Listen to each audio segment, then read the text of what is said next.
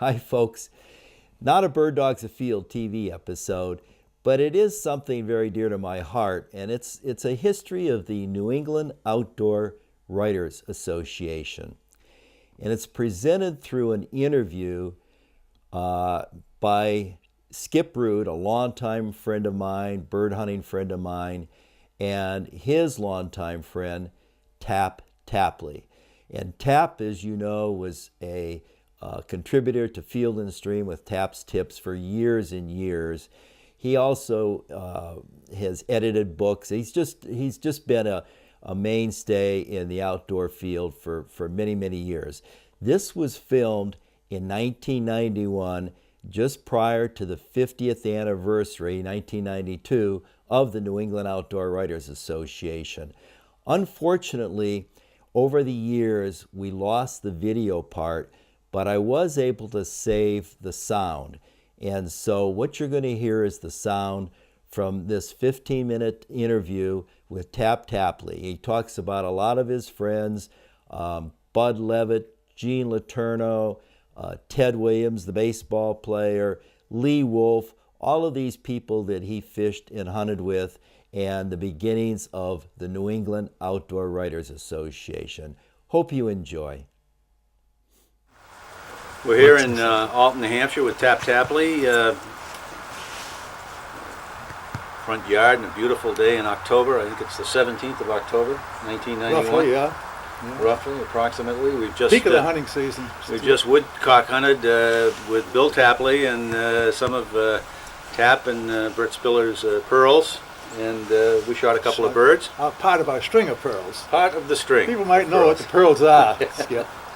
What they referred to as their string of pearls. Some beautiful covers in the general area of central New Hampshire, shall we say. Yeah. Tap, you were one of the people who was instrumental in the founding of the New England Outdoor Writers, and you know it's the 50th anniversary coming up in 1992. We thought I'd like to come up and talk to you, and a number of a few other fellows really started this whole thing. Well, tell me, Skip. I don't know whether to thank you or curse you. How vividly do you remember the events of 50 years ago? Not too well. Well, okay, then you shouldn't expect too much from me. Besides, my part was a very, very small part indeed. The major part was played by Dick Waterhouse, who was the outdoor writer who wrote the outdoor column for the Brookline Chronicle, I think it was, wasn't it? He did a weekly column. I was 6 years old then. Yeah. Oh, to be 6 again. And Dick was the one that came up with the idea. Dick pursued the idea, and Dick carried out the idea. My only contribution was I was fortunate in that I had a private office, I had a private secretary. So Dick came into the office, and we used my office as a meeting place. We used my secretary to do the dirty work. I didn't do anything. Dick did it all. Dick did all. Dick did all the work. I was only a sounding board. He'd bounce his questions off me, and I would give him an answer, and I'd say, yeah, when the time comes, we got to pick someone to become a candidate for the first president. And who was the guy that was the first president? That was Henry Moore. Henry. Probably, with all respect to every current and past member of the NUWA, probably the best outdoor writer in New England, in my opinion. Henry Moore. He wrote a daily column, and it was a great outdoor column. Great guy. And so we thought, well, Henry Moore is a larger guy. He has more prestige than anybody else in New England. He's smart, he's well liked, and it was a good choice. To this day, I can't remember who we chose for vice president, but Dick and I worked out the slate of offices. No one ever remembers vice president. No, I insisted that Dick be the secretary because I know that's where all the work was involved. Dick Waterhouse was the secretary. Dick, yeah, because Dick was a worker. I don't remember who the first treasurer was.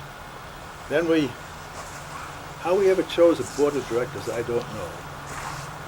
But I know that Hal Pearson, who wrote a column for the Portsmouth Herald, he lived in Hampton, New Hampshire. He was on the board of directors. I'm pretty sure Bob Elliott was. And I don't remember who else was. Because this is 50 years ago. Well, I was president of this organization about 10 or 15 years ago, and probably I don't can't think I remember can your own. remember a single one. So you shouldn't Well, feel okay, bad. then you can't hold me liable. No, we don't hold you liable. But I for say that. I keep going back to Dick Waterhouse. I assume Dick is dead now. I don't know. Do you? No, I don't. He Yes, was a great guy. He is good.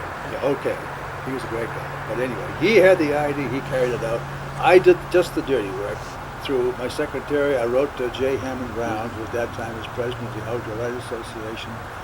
Ham Brown was very helpful. He sent us the bylaws and everything that we used to base the organization on. Sure. And in fact, Ham Brown came to Boston one time. We all had dinner together, he and Dick and I, and talked about this, which is pretty good because he was stationed, headquartered in Baltimore.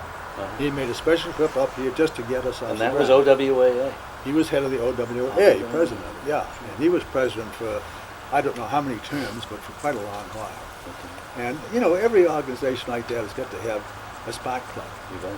Well, Dick was a spark plug for the NEOWA, and Ham Brown was a spark plug for the OWA. There's also there's a need to have some guys to do the dirty work, as Well, you say. Dick Waterhouse did the dirty work. Yeah, right, I just lent right. my facilities, I that's know, all. I understand. You know, we were talking at breakfast this morning, and you were talking about a trip that you and the writers went on, one of the early safaris. Well, the one the Moose had. Share that for the camera, if you would. Well, no, that sounds as if I was going to pat myself in the back, which I don't like that part. I of know it. you don't. I The don't- Moose can't Head. remember if we used the term safari or not. But and I think there was some OWAA people on that trip. You said I think that, so, yeah. A mixture. And it may have been an OWAA trip to which many NEOWA members went. Okay. More likely that was Okay. it. And we were stationed at over Kineo, the mouth of Moose River. What's the name of that lodge? Don't remember, among other things. And the Edwards Company, rod company, made bamboo rods, put up a four-sided, a quadrate rod for the largest fish caught during the 3 days we were up there. And a liquor company, whose name I have mercifully forgotten, donated a case of whiskey. And I was lucky enough, because I fished more than anybody else did, I think, up there, being involved in business affairs. I didn't go to the business meetings. Right.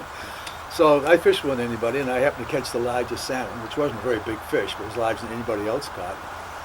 And for that, I won the Edwards quadrate rod, the four-sided bamboo rod. Beautiful instrument, which incidentally, Lee Wulff broke on me. Is that Yeah, so? Lee and I went down to Rhode Island fishing for stripers in the Barrington River. And Lee wanted to get out a little farther where the bass were breaking. And next thing I know, in the darkness, I heard crack. He says, "Dab, I've broken your rod," Oh, golly. which was all right. I didn't use it much anyway. And then the other prize was, I'm sorry, this is gross, for the largest number of fish. There should never be a prize for the largest number of fish. And I won that too. You did. Yeah, and that was the case of whiskey. Well, almost my entire life, well, back to purpose, I've been a teetotaler, as Bill will tell you if you ever ask him. So here I am with a case of whiskey and about 40 thirsty guys on hand on a train from Greenville to Portland. So what do? We crack open the case of whiskey. Everybody arrived in Portland. Their heads were in the clouds. I was the only one touching the ground because I didn't drink.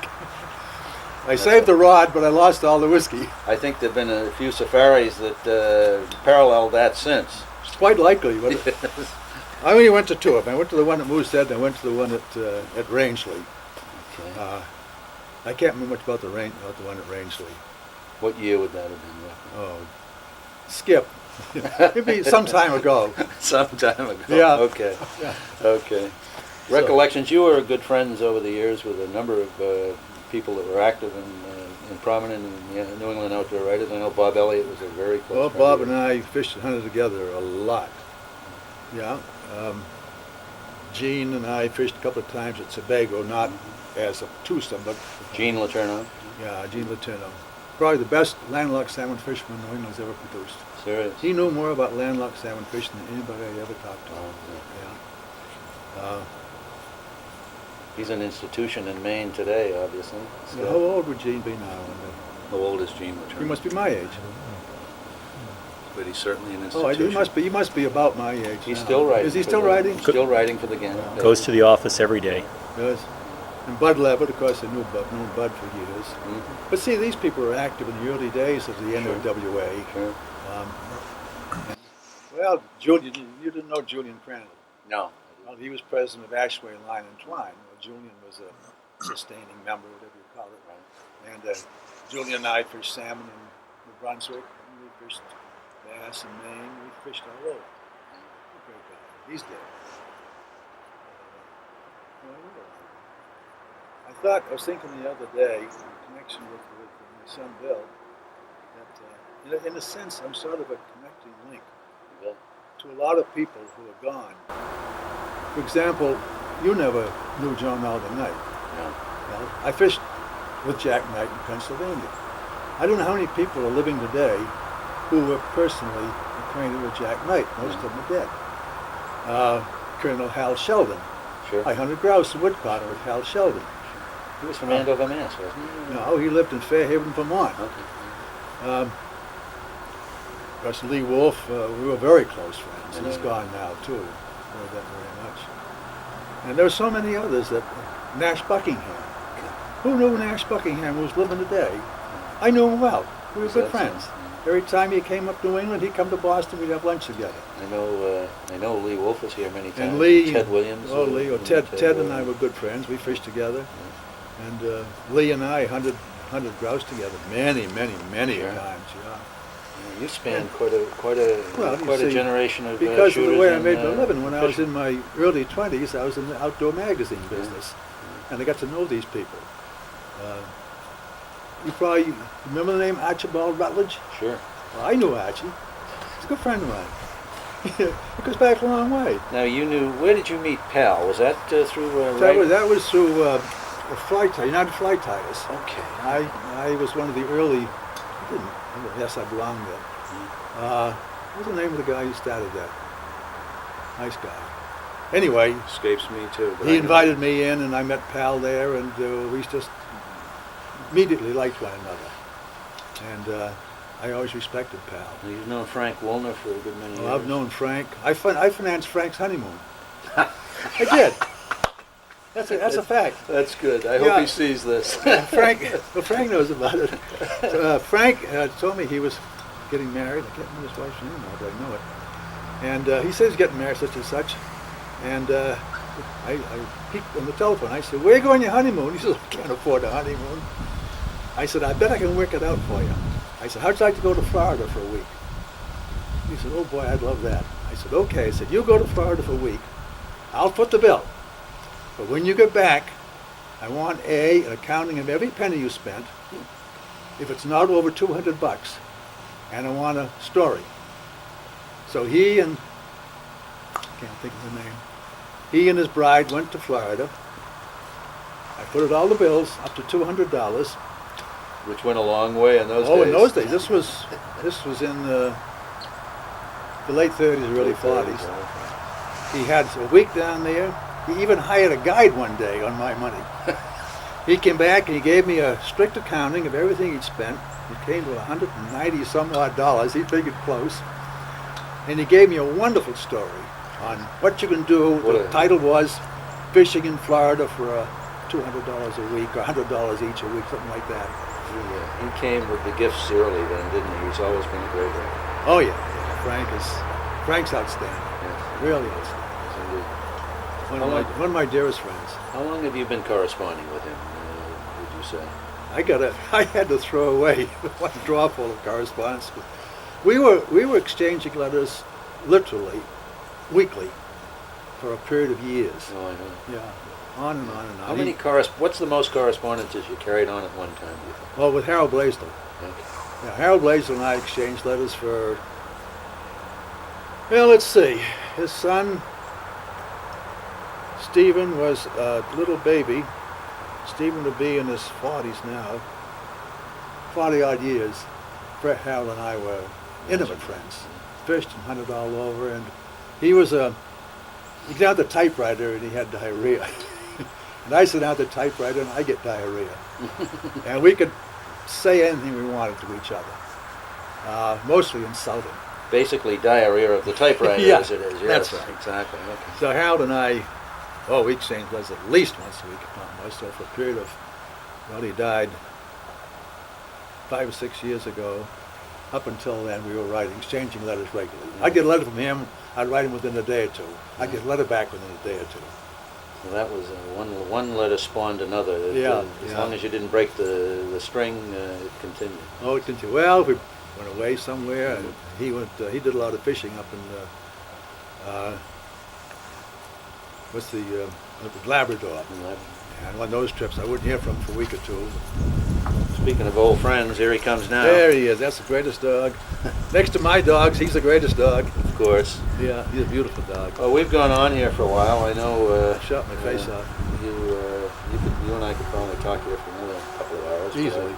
We really appreciate you reminiscing about 50 years of. I'm just so the sorry. outdoor My riders. memory isn't more reliable. I just can't help it. It's something that happens with all of us. Yeah. I don't know if you have any final thoughts you want to share with the members of the New England Outdoor Riders. Well. Have it take your best shot. Well, the best shot is I hope that the organization is still going strong 50 years from now.